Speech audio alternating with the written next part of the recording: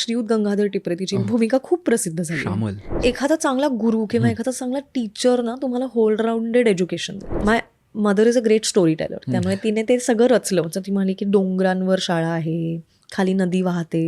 माझ्या वाढदिवसाला सुरत आला तेव्हा लंडनमध्ये होता आणि त्याने माझ्यासाठी चिंचगुळाचं वरण आईकडून रेसिपी घेऊन वगैरे हे सगळं बनवलं होतं. मी लंडनला गेले तेव्हा मला पहिल्यांदा हे लक्षात आलं की मुंबईच्या बाहेरून येणारे माझे जे मित्रमैत्रिणी आहेत त्यांना मुंबईत कसं वाटतं. मी फोटोग्राफी शिकले.